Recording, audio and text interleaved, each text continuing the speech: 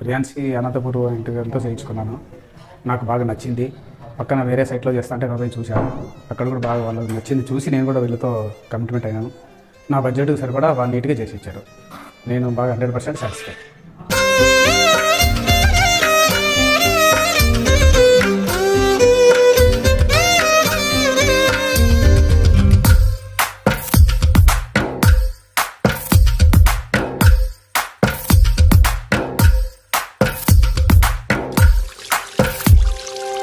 తందానే తందానే తందానే తందానే చూసారా ఏ చోటైనా ఇంత ఆనందాన్నే.